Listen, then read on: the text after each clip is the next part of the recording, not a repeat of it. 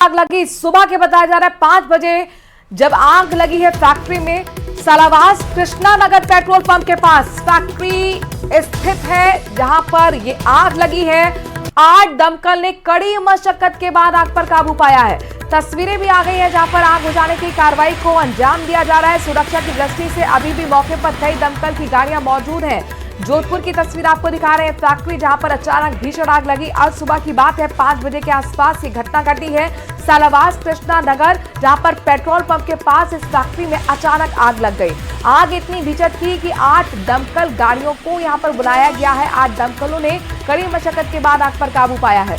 सुरक्षा की दृष्टि से अभी भी दमकल मौजूद है।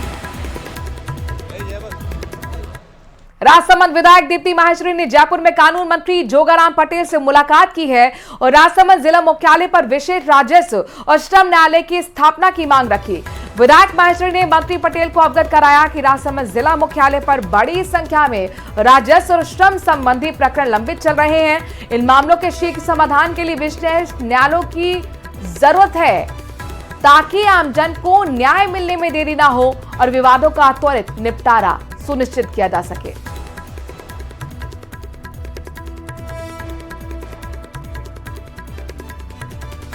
प्रदेश बीजेपी अध्यक्ष मदन राठौर को दिल्ली स्थित उनके आवास पर फोन के जरिए जान से मारने की धमकी मिली। जांच में जुटी पुलिस ने आरोपी को अनूपगढ़ से गिरफ्तार कर लिया है। ये खास रिपोर्ट इस पर देखिए।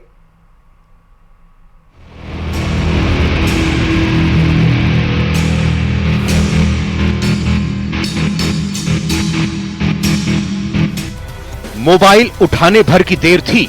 फोन के उस पार बैठा शख्स ना कुछ सोचने समझने के लिए तैयार था, ना कुछ सुनने के लिए। उसे बस अनर्गल गालियां देनी थी, जान लेने की गीदड़ भभकी देनी थी। मेरे जो रजिस्टर्ड फोन नंबर पर एक कॉल आया। मैंने कहा हाँ भाई साहब, मेरी आदत है, मैं भाई साहब ही बोलता हूँ। तो उसने अनर्गल गालियां बोलनी शुरू कर दी सीधा ही, और के बोले तुझे गोली मार दूंगा, तू समझता क्या है, तू राज्यसभा में इसलिए आया है क्या? और अरे मैंने कहा क्या हो गया, किसको लगाया आपने फोन? तो वो तो बोले ही जा रहा था और अनर्गल मतलब मेरी बात तो सुन ही नहीं रहा था, लगातार गालियां बोलता जा रहा था। बीजेपी प्रदेश अध्यक्ष बताते हैं कि शख्स ने करीब 2 मिनट तक उनको धमकाया। उनकी ओर से जब उसे फोन किया गया तो कभी उसने बिहार से कॉल करने की बात कही तो कभी अनूपगढ़ से। राठौड़ कहते हैं कि धमकी के बारे में पूछने पर उसने फोन काट दिया। अच्छा, उसी नंबर पर हमने बाद में भी कोशिश की। तो हमारे मित्र हैं, उन्होंने भी कोशिश की। एक चैनल वाले जो योगा योग सामने आ भी गए थे, तो उन्होंने भी कोशिश की उस नंबर पर, लेकिन वो कभी तो बोलता है मैं बिहार से बोल रहा हूँ, कभी बोलता है अनूपगढ़ बोला ना, अनूपगढ़ बोला उसने बोला कि अनूपगढ़ से बोल रहा हूँ। और फिर इन्होंने कहा कि आपने मदन राठौर को धमकी दी, तो उसने फोन काट दिया। सीएम भजनलाल शर्मा ने पूरे मामले की जानकारी ली। मदन राठौर ने कार्रवाई की मांग को लेकर पुलिस को खत लिखा है, जिस पर पुलिस ने जांच शुरू की है और कुछ ही घंटों की कवायद के बाद आरोपी को अनूपगढ़ से गिरफ्तार कर लिया। मानसिक रूप से ठीक नहीं कहा जा सकता, कहीं न कहीं जो है मानसिक रूप से थोड़ा सा अनस्टेबल प्रतीत हो रहा है। और इसका जो लड़का है आशीष, उसने भी यही बताया कि इसके पिताजी की कुछ जो है मानसिक परेशानी। सर, हेतराम ने अपने लड़के के नंबर से कॉल किया था मदन राठौर जी को। हेतराम जो नंबर इस्तेमाल कर रहा है वो सिम इसके लड़के के नाम से इशू है, बाकी उस मोबाइल का इस्तेमाल ये खुद कर रहा है। तो पुलिस के द्वारा आगामी कार्रवाई की जाएगी सर? आगामी जो भी विधिवत कार्रवाई है वो पुलिस करेगी। अनूपगढ़ एसपी रमेश मौर्य के मुताबिक हेतराम की मानसिक स्थिति ठीक नहीं है।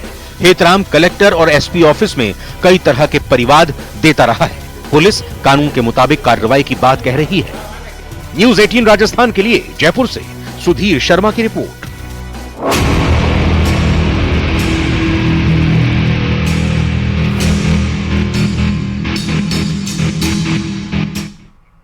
अजमेर से बड़ी खबर है। दरगाह में शिव मंदिर होने के दावे के केस से जुड़ी हुई बड़ी खबर। विधानसभा अध्यक्ष वासुदेव देवनानी ने इस पर बड़ा बयान दिया है। कहा कि कोर्ट ने संबंधित पार्टियों को नोटिस जारी किए हैं। जवाब के बाद कोर्ट अपना फैसला सुनाएगा। न्यायालय के आदेशों का सम्मान करना चाहिए। सुनिए वासुदेव देवनानी क्या कह रहे हैं।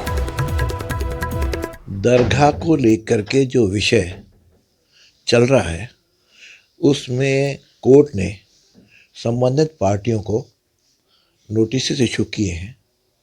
उनके जवाब के आधार पर कोर्ट अपना निर्णय करेगी।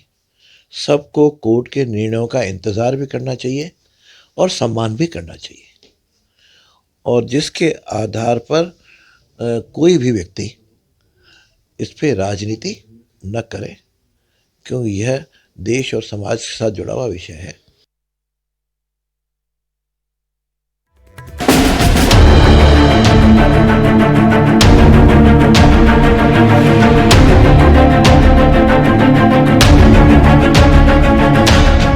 यूपी के संभल के बाद अजमेर दरगाह को लेकर भी दावों का दौर जारी है।